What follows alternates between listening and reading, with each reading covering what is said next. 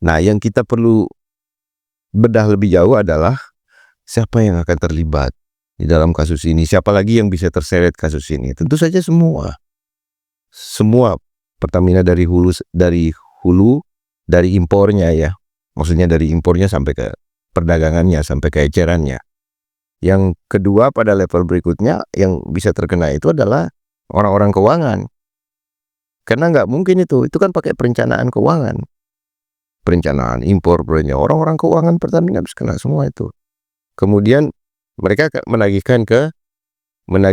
ini ke Menteri Keuangan. Orang Kementerian Keuangan bisa kena juga semua. Kenapa mereka tidak melakukan pemeriksaan, tidak melakukan audit? Iya kan, ada kewajiban dari semua itu. Mereka kan pasti harus mengaudit semua ya, transaksi atas nama keuangan negara. Misalnya mulai dari impor, benar tidaknya impor RON 90, Kementerian Keuangan pasti tahu. Orang keuangan Pertamina sudah pasti tahu, ya kan? Manajemen topnya Pertamina, dalam hal ini Dirut Pertamina, sudah pasti tahu, iya kan? Jadi bukan sekedar penangkapan dari Dirut Patraniaga ke bawah, tapi dari atas sekali itu kan. PIS juga dirutnya, direktur utamanya PIS ditangkap juga, Pertamina International Shipping semua ditangkap. Kemudian Patraniaga ke bawah ditangkap, ya kan, sampai ke depo kan, sampai ke yang ngurus-ngurus depo. Nah, terus yang kemungkinan akan melebar itu ke orang-orang keuangan, baik itu di keuangan Pertamina maupun di Kementerian Keuangan. Karena mereka yang membayar, satu menagih, satu membayar. Masa tidak ada proses audit? Ya kalau bisnis migas itu udah pasti orang kuat. Bisnis migas itu bisnis yang hanya diketahui dan diatur oleh segelintir orang, ya kan? Tidak semua elit mengetahui ini. Jadi bisnis migas itu orang-orang tertentu yang memang kuat sekali secara kekuasaan dan secara finansial. Bisa mereka pemerintah, bisa mereka swasta kan. Bayangin transaksi impor kita di atas 1 triliun sehari kan. Kita impor minyak, baik itu minyak produk maupun minyak mentah. Karena kita mengimpor itu sekitar 800.000 barel per hari. Nah, itu kan bukan pemain kecil, itu kan pemain raksasa yang kelasnya di atas seluruh. Anda menyaksikan Just Talk, Justice Talk Show. Bincang-bincang keadilan, politik, hukum, ekonomi, dan budaya bersama Hadi Priyono dari Jurnal Politik TV yang diberdayakan oleh visibangsa.com. Media merdeka mencerahkan bangsa. Pemirsa, berjumpa lagi dalam Bincang Spesial Jurnal Politik TV. Just Talk, Justice Talk Show, bincang-bincang keadilan seputar hukum, ekonomi, politik, dan keuangan. Belakangan, kasus korupsi Pertamina yang menurut Kejaksaan Agung merugikan negara ratusan triliun. Dan ini sudah berlangsung lama. Terkuaknya kasus ini menarik perhatian publik. Kita kembali mengundang ekonom Salamuddin Daeng untuk coba menelisik lebih jauh dari gonjang-ganjing soal korupsi di Pertamina, soal BBM ini yang merugikan negara begitu banyak. Bang Salamuddin, soal BBM ini kembali menyita perhatian publik. Kali ini bukan soal hilangnya pasokan di pasaran, tapi publik kaget-kaget buntut dari urusan korupsi ini ternyata tuduhannya adalah soal oplos-mengoplos. Soal oplos-mengoplos itu bukan hanya merugikan publik, tapi merugikan negara yang angkanya cukup fantastis, ratusan triliun. Anda melihatnya seperti apa ini? Iya, angkanya menurut Kejaksaan itu bisa 1.000 triliun, 1 kuadriliun. Tak sekedar ratusan ya. Iya, itu angka dalam 1 tahun 190 berapa itu, 193 ya. 193 triliun, tapi kalau mereka tarik dari tahun 2018, nilainya bisa mencapai 1.000 triliun. Angka yang signifikan. Nah, temuan mereka adalah terjadi praktek pengoplosan dari Pertalite menjadi Pertamax dengan ditambah zat adiktif tertentu. Dalam bahasa Pertamina disebut sebagai proses blending BBM. Nah, tapi kita simak juga di DPR tidak mungkin itu, misalnya apakah bisa dengan penambahan zat adiktif lalu RON bertambah, itu diragukan gitu. Atau cuma menambah zat pewarna di Pertalite tapi sebenarnya itu RON 90 gitu kan. Intinya itu, jadi pintu masuk yang dipakai kejaksaan ini adalah impor BBM. Jadi impornya RON 90, ditagihnya RON 92 kira-kira. Karena di dalam RON 90 itu ada kompensasi dari negara. Namanya kompensasi kompensasi BBM. Kompensasi itu di luar subsidi. Jadi subsidi itu kan yang masih disubsidi sekarang itu pelar dan subsidi 3 kg. Sementara untuk Pertalite diberikan kompensasi oleh pemerintah akibat selisih harga. Jadi harga pasarnya itu dengan harga patokan pemerintah, ketetapan yang ditetapkan atau yang diminta oleh pemerintah. Jadi harga Pertalite ini kan flat di 10.000 ya, 10.000 rupiah. Sementara harga sebenarnya itu bisa di atas itu. Nah,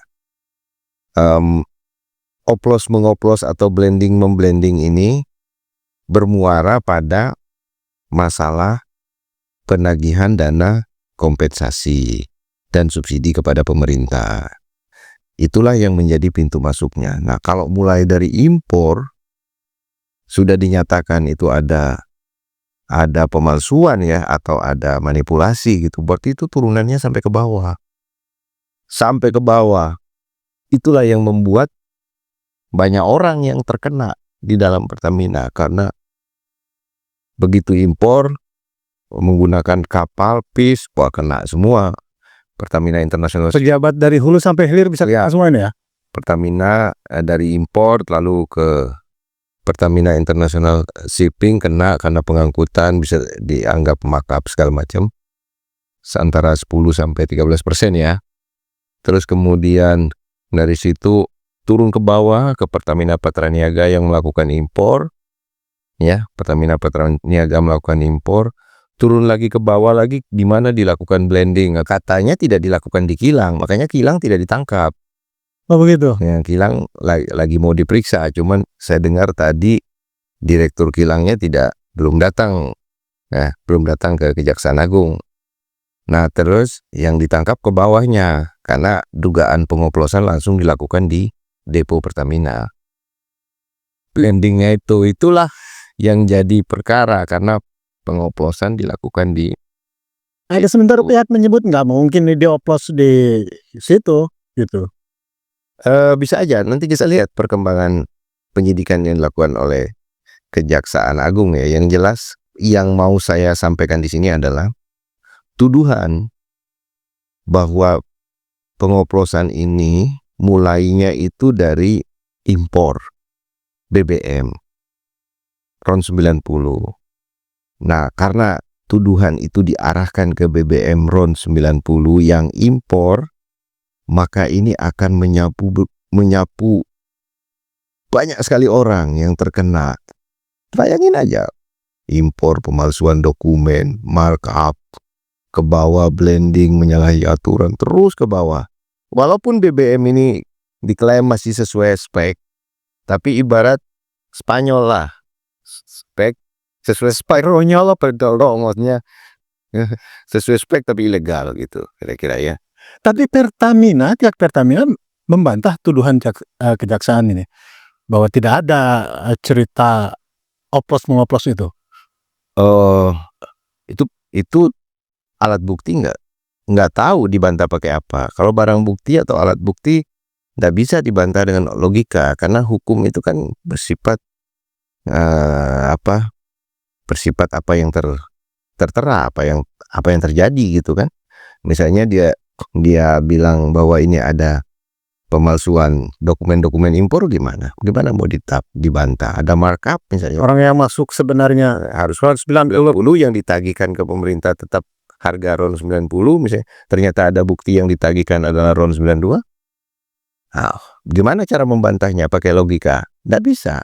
dan dijual di pasaran Dan ke rakyat. pasar pakai RON 92 misalnya kan, sekarang terbukti kan, nggak bisa. Tidak bisa dibantah fakta hukum itu dengan logika. Nah, yang kita perlu bedah lebih jauh adalah siapa yang akan terlibat di dalam kasus ini, siapa lagi yang bisa terseret kasus ini. Tentu saja semua Pertamina dari hulu, dari impornya ya, maksudnya dari impornya sampai ke perdagangannya, sampai ke ecerannya. Yang kedua, pada level berikutnya yang bisa terkena itu adalah orang-orang keuangan, karena nggak mungkin itu kan pakai perencanaan keuangan, perencanaan impor, orang-orang keuangan Pertamina harus kena semua itu. Kemudian mereka menagih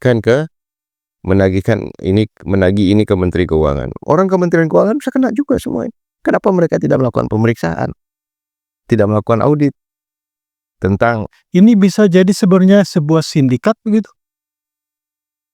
iya kan, ada kewajiban dari semua itu. Mereka kan pasti harus mengaudit semua ya transaksi atas nama keuangan negara. Misalnya mulai dari impor, benar tidaknya impor RON 90, Kementerian Keuangan pasti tahu. Orang keuangan Pertamina sudah pasti tahu, ya kan? Manajemen topnya Pertamina, dalam hal ini Dirut Pertamina, sudah pasti tahu, iya kan? Jadi bukan sekedar penangkapan dari Dirut Patraniaga ke bawah, tapi dari atas sekali itu kan. PIS juga dirutnya, direktur utamanya PIS ditangkap juga, Pertamina International Shipping semua ditangkap. Kemudian Patraniaga ke bawah ditangkap, ya kan, sampai ke depo kan, sampai ke yang ngurus-ngurus depo. Nah, terus yang kemungkinan akan melebar itu ke orang-orang keuangan, baik itu di keuangan Pertamina maupun di Kementerian Keuangan. Karena mereka yang membayar, satu menagih, satu membayar. Masa tidak ada proses audit? Dari besar dan luasnya jejaring kejahatan ini kan kejahatan, ya kan? Iya. Spekulasi publik menyebut ini pasti ada orang besar, orang kuat di balik ini semua. Anda Ya, kalau bisnis migas itu udah pasti orang kuat. Bisnis migas itu bisnis yang hanya diketahui dan diatur oleh segelintir orang, ya kan? Tidak semua elit mengetahui ini. Jadi bisnis migas itu orang-orang tertentu yang memang kuat sekali secara kekuasaan dan secara finansial. Bisa mereka pemerintah, bisa mereka swasta kan. Bayangin transaksi impor kita di atas 1 triliun sehari kan. Kita impor minyak, baik itu minyak produk maupun minyak mentah. Karena kita mengimpor itu sekitar 800.000 barel per hari. Nah, itu kan bukan pemain kecil, itu kan pemain raksasa yang kelasnya di atas seluruh perusahaan yang ada di Indonesia. Kalau kita hitung nilai transaksi harian dari Pertamina sebesar 1.300 sampai 1.400 triliun untuk keperluan impor dan keperluan pembelian dalam negeri dan lain-lainnya, yang transaksi hariannya itu di atas 1,4 mungkin 1 triliun lah per hari ya, di atas 1 triliun. Bayangin aja per tahun berapa tuh kan. Karena revenue Pertamina itu kalau tidak salah ya kan di atas 1.700 sampai 1.800 T per tahun, ya kan. Jadi itu pastilah pemain-pemain yang kuat sekali yang ada di dalam bisnis ini, dan hanya segelintir orang yang bisa masuk ke dalam jaringan bisnis ini. Bang Daeng, dari uraian Anda saya jadi terpikir, kalau begitu luasnya lah rantai jejaring kejahatan ini, sangat muskil, sangat mustahil pemerintah tidak tahu. Ya kan? Gitu. Nah, bisa jadi pemerintah tahu, tapi mereka kesulitan memutus mata rantai jejaring kejahatan ini misalnya. Menurut Anda bagaimana cara pemerintahan Prabowo ini, kan berjanji nih Pak Prabowo, akan kita bersihkan semuanya gitu. Nah, membersihkan rantainya ini gimana? Sekedar mengkilap saja rantainya dibersihkan, rantai tetap ada, atau diputusin? Ini berat ya, ini rumit karena gini. Karena ini juga melibatkan regulasi, melibatkan undang-undang migas sendiri, melibatkan proses politik yang terjadi sejak tahun 2001. Sejak Undang-Undang 22 tahun 2001 tentang migas, praktis kondisi tata kelola migas nasional kita ini amburadul. Banyak lembaga-lembaga didirikan, ada yang mengawasi hulu, ada yang mengawasi hilir, ada BPH Migas mengawasi hulu, ada SKK Migas, ada BPH Migas mengawasi hilir, ada SKK Migas mengawasi hulu. Kemudian ada Kementerian SDM, ada Kementerian Keuangan, ada Kementerian BUMN, ada Pertamina, ada anak-anak usaha Pertamina yang puluhan ya kan. Ada banyak sekali ya di dalam rantai suplai bisnis migas ini. Namun keadaan di dalam garis besarnya atau data-data besarnya terlihat bahwa pertama, produksi migas kita menurun. Dulu produksi migas kita bisa 1,7 juta barel per hari. Jadilah Indonesia anggota OPEC dan lain sebagainya. Makin kesini makin kering, makin kecil. Padahal kebutuhan nasional makin meningkat. Kebutuhan migas nasional makin meningkat, kebutuhan minyak nasional makin meningkat. Dulu kita produksi 1,7, sekarang kita produksi hanya 600.000 barel per hari. Ya kan kita impor sisanya 800.000 barel per hari. Ya kan gitu. Nah, akibatnya kita mengalami defisit migas parah sekali. Nah, kan muncul pertanyaan, kenapa hulu ini bisa begitu parah keterpurukannya? Benarkah bahwa ladang-ladang migas kita mengering? Bukankah capital expenditure, investasi ke dalam sektor migas itu terus bertambah setiap tahun? Kenapa terjadi penurunan produksi setiap tahun, tidak pernah naik gitu? 1 liter pun tak naik gitu. Ya kan? Kalau kita lihat grafiknya. Kedua, kita di tengah penurunan produksi minyak nasional kita bangun kilang melalui refinery development program di Pertamina. Bangun kilang, rencana pembangunan kilang besar-besaran. Terbangun kilangnya semua. Walaupun belum sampai pada kapasitas yang diinginkan oleh pemerintah, tapi sekarang kapasitas kilang kita bisa 1,2 juta barel per hari. Tapi utilisasinya nggak ada. Terbukti impor. Makanya aku bilang ini kemungkinan di sini orang-orang kilang tidak dilibatkan dalam hal ini atau ditinggalkan. Karena ini mengandalkan impor, sementara produksi kilang kita tidak mengalami full capacity, padahal sudah keluar uang banyak untuk membangun kilang. Cari investor kilang, capital expenditure Pertamina untuk bangun kilang, lumayan. Dan memang kilang kita sering kebakaran kan sampai 5 kali di masa-masa direktur Pertamina yang lama ya. Banyak kali tuh terjadi kebakaran dan ledakannya pun besar. Yang paling banyak makan korban itu ya kilang Tuban ya. Tuban tuh paling banyak karena penduduk terpaksa dievakuasi dan menjadi sorotan media internasional. Nah, kapasitas kilang kita itu utilisasinya tidak bertambah. Karena apa? Ternyata tidak efisien dibandingkan dengan impor. Iya kan? Impor justru lebih efisien. Lebih efisien kilang-kilang di Singapura daripada kilang yang dibikin di sini. Prakteknya prakteknya. lebih efisien kilang-kilang di luar Iya. daripada kilang-kilang yang kita bangun. Iya, akibatnya secara harga ya tentu kalah bersaing ya. Dan konon kabarnya saya dengar ini belum keluar laporan keuangan tahun 2024, kilang kita itu merugi. Sekarang ini dalam posisi merugi karena bangun gede-gedean, tidak full utilisasi, kemudian tidak efisien, akhirnya merugi. Oke?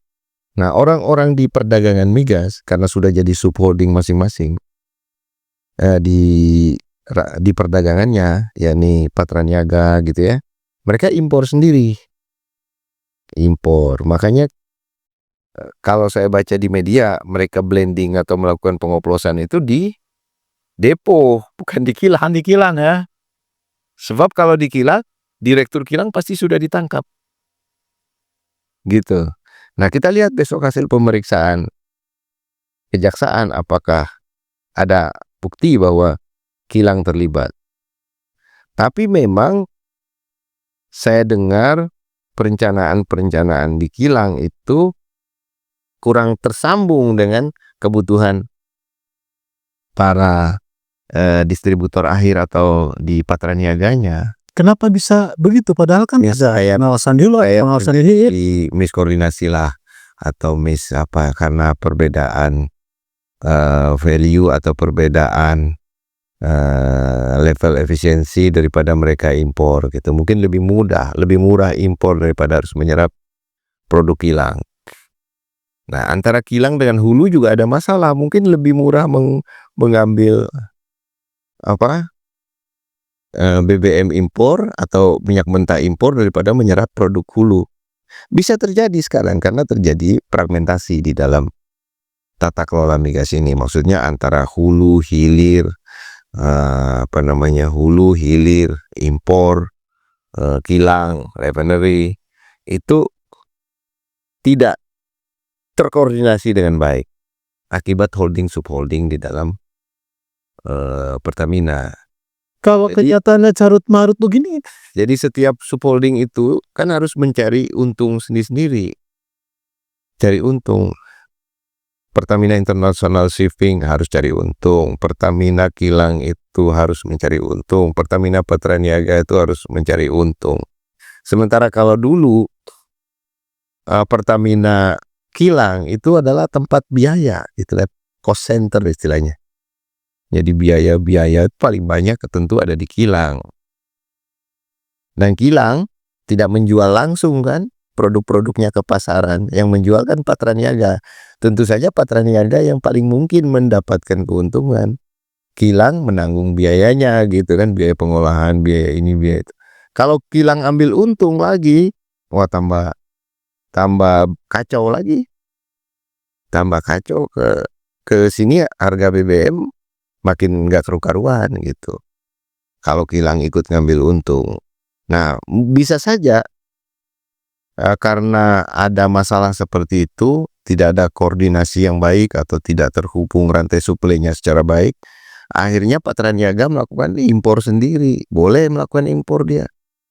Ketika yang diimpor RON 90 di blending di depo. Nah, ini yang repot gitu loh.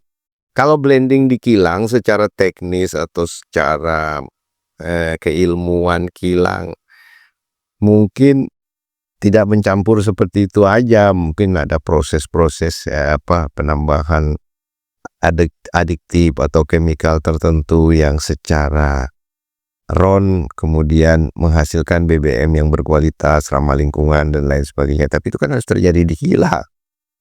Nah, kalau bisa di depo ya. ya kalau menurut keterangan terjadi di depo ini kayak campur kayak teh campur susu. Kayak tukang bensin eceran lah kira-kira. Sebab begini ya.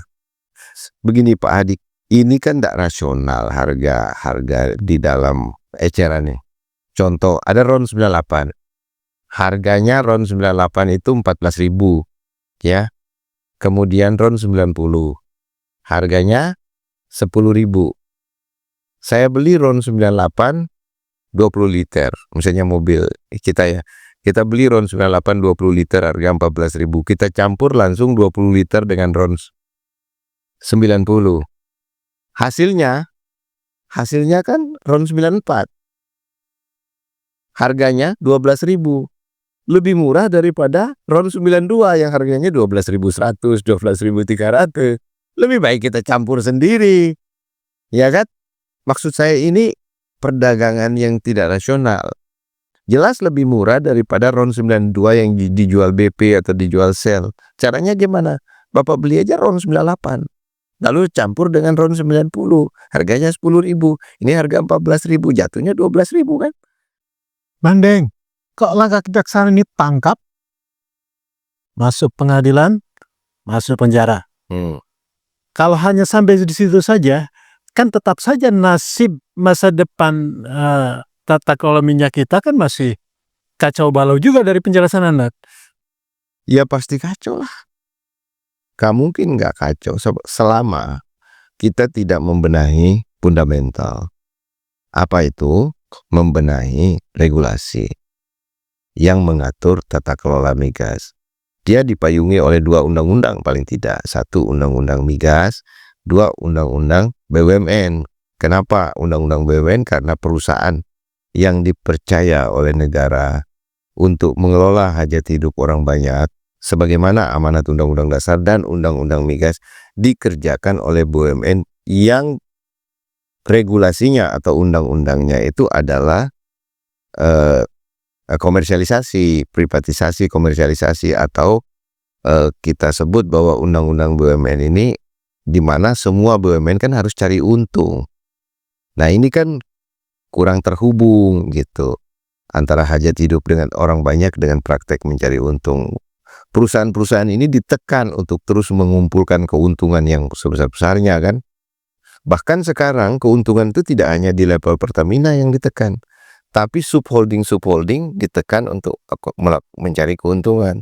Sementara antara subholding mereka bertransaksi seperti transaksi antara perusahaan yang berbeda. Akhirnya kena PPN lagi, kena ini, banyak sekali pajak yang harus ditanggung oleh perusahaan migas kita. Sementara di bagian lain, soal kedua yang harus dibenahi selain regulasi adalah usaha meningkatkan produksi migas ini nggak pernah tercapai. Tadi kan janji 1 juta barel per hari, nggak tercapai. Sekarang masih di posisi 600.000, tidak bergerak gitu, segitu-segitu aja. Ya kan, produksi minyak. Potensinya seharusnya bukan? Ya karena tidak terbuka, tidak transparan, kita nggak tahu potensinya. Tapi yang mengalami masalah seperti ini dengan penurunan produksi kayak begini ya kita aja dari banyak negara di dunia. Sebagai negara yang tempat di mana produksi minyak dan gas ini dimulai di Pangkalan Berandat ya, di Minas ya, dimulai. Tiba-tiba kita sekarang menjadi negara yang terpuruk dalam hal migas ini. Jadi kalau begitu potensi kegagalan target Pak Prabowo untuk kemandirian energi ke depan? ya Ada potensi itu? Potensi gagalnya ada nggak? jadi energi ini Pak Prabowo itu kan swasembada energi. Ya. Kalau swasembada energi diturunkan ke sektor-sektor energi, misalnya listrik sudah swasembada kalau listrik. Karena kita nggak impor listrik, bahkan kita oversupply listrik. 70% daripada listrik nasional kita itu tidak bisa dijual. Dan produksi kita besar sekali. Sementara konsumsi relatif stagnan. Kita bangun pembangkit dengan 2 kali program 30.000 megawatt, 30.000 megawatt, kemudian 2 kali 10.000 megawatt dulu di era Pak SBY, dilanjutkan Jokowi dengan 30.000 megawatt, terjadilah oversupply. Tak terbeli sama masyarakat. Pertumbuhan ekonomi menurun, dihantam COVID, menurun lagi. Listrik tidak terjual, bukan tidak terbeli. Listrik yang dihasilkan Tidak terjual. dalam kapasitas penuh ini hanya 30%, 35% yang terjual. Maksimum 50% yang terjual. Selebihnya tidak terjual. Artinya terbuang, percuma. Tapi kan biayanya jalan terus. Biaya jalan karena take or pay. Negara membuat perjanjian dengan swasta dengan sistem take or pay. Ambil tidak ambil tetap dibayar karena sudah diproduksi. Gitu, tetap harus dibayar oleh PLN. Inilah yang menyebabkan beban keuangan PLN, beban kompensasi dan subsidinya mencapai 170-an triliun karena sistem ini. Nah, tapi untungnya di sini kita swasembada. Sementara di migas kita nggak mungkin swasembada. Karena impor kita lebih besar daripada produksi nasional kita. Nggak mungkin. Bagaimana ngejarnya? Ini udah rusak semua. Nah, sekarang ada usaha swasembada dengan memasukkan sawit sebagai bahan bakar. B10, B20, B30, B100. Nanti solar 100% sawit. 100% minyak sawit. Tapi ingat, dalam hal sawit seluruhnya dikuasai swasta. Pertamina tidak menguasai sawit. Jadi kalau bagi Pertamina ini mirip impor. Sama dengan Sama saja ya bagi Pertamina. sama bagi Pertamina, ini mirip impor karena dia tidak memiliki hulunya. Dia tidak punya kebun sawit Pertamina. Dia tetap harus beli ke swasta. Nah, ini problem lagi. Ada swasembada, usaha swasembada melalui sawit, tapi BUMN-nya bangkrut. Tukang belinya bangkrut lah bahasanya begitu. Jadi swasembada yang anomali nanti jadinya. Ditambah lagi sawit sekarang pun harus disubsidi kan untuk jadi B30, untuk jadi solar yang biodiesel itu subsidi oleh negara kepada pengusaha-pengusaha sawit. Swasembada energi di bidang migas ini. Nah, di bidang migas mungkin nggak mungkin. Tapi kalau misalnya terjadi penurunan, ada usaha untuk menurunkan konsumsi minyak dan gas, misalnya LPG 3 kg yang mayoritas impor ini, sebagian besar impor ini, itu diganti dengan listrik. Misalnya kompor induksi atau kompor listrik. Tentu saja listriknya harus lebih murah daripada sekarang kan. Jadi LPG 3 kg yang 8 juta ton lebih ini, 8,07 juta ton lebih ini, bisa diganti sepenuhnya dengan listrik. Maka itu hebat sekali tuh kalau bisa diganti. Itu bisa membuat impor kita dalam hal LPG yang sangat besar, yang diduga mirip dengan Pertalite ini, dioplos, ya kan? LPG kan terkenal indikasi pengoplosannya. Karena apa? Karena disparitas harganya yang jauh antara harga LPG yang keekonomian dengan harga subsidi itu terpaut jauh sekali. Nah, itu yang menyebabkan rawan pengoplosan di semua level, mulai dari agen, SPBE, agen sampai ke pangkalan. Dan itu tidak sesusah blending minyak ya. Ya, karena ini kan modal tabung doang, langsung jebrot gitu dari tabung ini tuh. Kalau blending minyak, campur dulu minyaknya. Nah, itu kalau bisa diganti ke listrik, bisa mendekati arah swasembada energinya. Lalu kemudian ini solar diganti sawit, ya kan? Impor solar kita ganti dengan sawit. Tentu saja harus didorong Pertaminanya segera membeli kebun-kebun sawit. Paling enggak separuh dari kebun sawit yang ada sekarang dibeli Pertamina kan itu. Berarti sekarang ada berapa kebun sawit itu? Ada 20 juta hektar kebun sawit. 10 juta hektarnya punya Pertamina, nggak apa-apa. Ya kan, kayak begitu. Lalu yang lain yang bisa menjadi daya dorong untuk swasembada energi itu adalah meningkatkan konsumsi listrik atau meningkatkan bioenergi, bioetanol dan lain-lain bisa. Jadi kemandirian swasembada itu tidak mungkin di bidang migas ya. Ya, dengan syarat itu tadi harus banyak terobosan ke EBT, energi terbarukan. Misalnya bioetanol, biodiesel dan lain-lain. Kalau energi fosil sudah mentok atau gimana sebenarnya? Kita kan nggak pernah tahu nih. Ya, benar nggak sudah tak bisa diproduksi lagi ini? Ini harus transparan, harus terbuka. Kalau saya bilang begini, di Rokan itu ada 20.000 sumur. Ya, produksinya itu 160.000 barel per hari. Coba dibagi.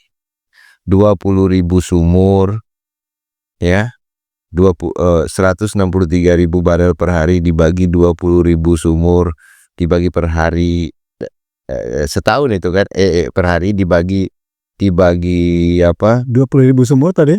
20.000 sumur. Ya. Dibagi apa 160.000 produksinya per hari bagi 20.000 sumur, hasilnya berapa per detik, per menit? Setiap menitnya hanya mengeluarkan 1 liter per sumur, Pak, maksimum. Iya kan? 1 liter itu 1 menit loh, 60 detik loh. 1, 2, 3. Itu kan nggak masuk akal. Iya kan? Nggak masuk akal. Keluar per menit di bawah 1 liter. Artinya apa yang terjadi di sana?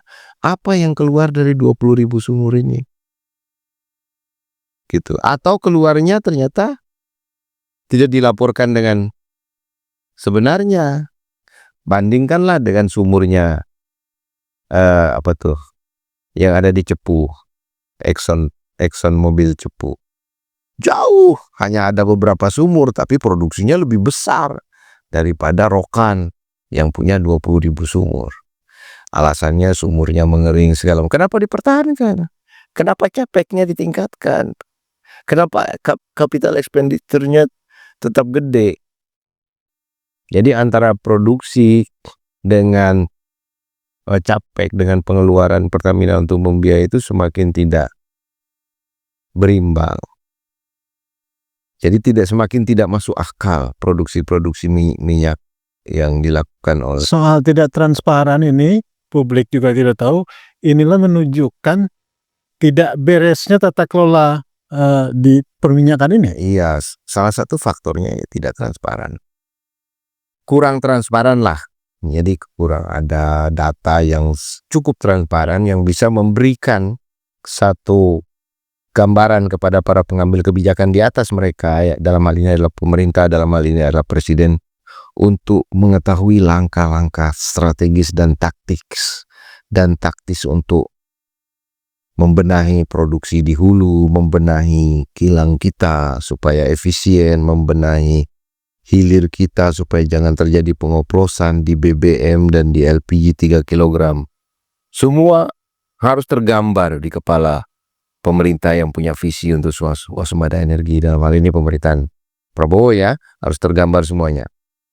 Cuma sayangnya program digitalisasi di Pertamina pun bermasalah untuk meningkatkan transparansi di Migas ini. Sekarang sedang diperiksa KPK. Nah, ini kan Jaksa Agung meriksa impor minyak, KPK memeriksa digitalisasi migas yang tidak sesuai dengan yang direncanakan. Diduga ada korupsi dalam proyek-proyek digitalisasi ini, karena digitalisasi juga dibiayai dengan sangat mahal. Lalu ada lagi korupsi di CSR-nya yang sedang diperiksa oleh kepolisian. Ini lengkaplah Pertamina ini diperiksa oleh semua pihak, kejaksaan, KPK, kepolisian, dalam hal korupsi semuanya. Nah, kita lihat nanti kalau ini menjadi satu usaha sapu bersih semuanya, ya mudah-mudahan kembali kepada strategi yang tepat. Jadi seperti Pak Adi tanya tadi, apakah akan berakhir dengan orang di penjara? Jangan dong, harus berakhir dengan satu perubahan tata kelola yang lebih baik, lebih terbuka, lebih transparan, lebih berdaulat, sehingga benar-benar negara ini bisa mencapai apa yang menjadi tujuan pemerintah, yakni mencapai swasembada energi. Penjahatnya di penjara, tapi kemudian tata kelolanya diperbaiki sehingga tidak mungkin lagi orang berbuat jahat, itu kan? Ya, bisa supaya jadi bukan sekedar orang tidak lagi berbuat jahat, tapi bagaimana ketahanan migas ini terbangun, swasembada energi ini tercapai. Gitu. Karena jauh lebih sulit untuk mencapai swasembada itu daripada sekedar menghapus atau mengeliminir para penjahatnya. Tapi benar bahwa mengeliminir para penjahat tentu adalah bagian paling penting untuk bisa mencapai swasembada. Karena apa? Kalau penjahatnya sebagian besar ternyata agen-agen importir gimana? Tentu mereka akan merusak sistem yang ada di dalam yang membuat Pertamina akan tetap bergantung kepada impor. Dan saya kira kejaksaan pintu masuknya efektif itu, maksudnya tepat ketika dia masuk dengan BBM impor yang dioplos. Tapi di pihak lain, pemerintah juga harus memperhatikan betul ya kelanjutannya selain penegakan proses hukum. Pasti itu, pasti diperhatikan. Dan saya kira kalau di tingkat operasional di lapangan Pertamina sih tidak terganggu ya, sistemnya kan sudah bagus. Cuman yang harus dibenahi kan nanti adalah bagaimana ketergantungan impor ini bisa kurangi, swasembada atau produksi nasional kita bisa ditingkatkan. Efisiensi dan efektivitas daripada kilang-kilang kita yang dibangun dengan biaya yang sangat mahal itu bisa ditingkatkan. Keamanan kilang bisa ditingkatkan. Jangan sering kebakaran seperti kemarin. Nah, semua proses pengambilan keputusan di dalam proses impor ini harus diusut secara tuntas dalam proses hukum ini. Mulai dari importirnya, pengimpornya, pengirimnya, pengoplosnya, dan semua orang yang terlibat, perencanaannya, siapa yang merencanakan, ya kan? Perencanaan di situ ada keuangannya. Gimana orang keuangan masa nggak tahu, masa nggak ada audit keuangan, masa mereka nggak tahu, kan nggak ketemu, nggak balance dong antara penerimaan RON 90 kan dengan impor penerimaan RON 92 dengan impor RON 90. Orang keuangan kan mesti bertanya itu. Iya kan? Secara keuangan, orang keuangan nggak bisa ditipu soal-soal begitu. Pasti bunyi alarmnya. Kementerian Keuangan juga begitu. Harusnya. Harus tahu. Dia harus audit. Masa main bayar aja? Pertamina nagih kompensasi dan subsidi 350 triliun. Masa main bayar aja? Mana dong? Mana barangnya? Auditnya bagaimana? Kalau enggak, mereka pasti terlibat. Orang Kementerian Keuangan. Pasti kalau mereka tidak melakukan audit. Pasti harus audit itu, karena itu nilai yang sangat besar, 350 sampai 450 triliun nilainya subsidi migas. Secara ringkas, apa hal fundamental yang harusnya dilakukan Presiden Prabowo yang menyatakan akan bersih-bersih ini? Apakah sekedar membersihkan penjahat-penjahatnya saja atau seperti apa? Jadi seperti tadi, harus mengembalikan kepada orientasi Undang-Undang Dasar 1945, pasal 33 Undang-Undang 1945. Dan bagaimana kembali meletakkan satu strategi kebijakan yang kuat sehingga memungkinkan untuk Indonesia dapat mencapai swasembada energi, bukan hanya BBM ya, energi secara keseluruhan, dan mengurangi ketergantungan kepada sektor swasta dan terutama swasta asing, gitu. Baik, Bang Daeng, terima kasih. Ini pencerahan yang cukup penting juga. Di luar soal keinginan rasa keadilan masyarakat untuk membasmi para penjahat-penjahat di bidang migas ini. Pasti di situ tempatnya orang-orang terkuat.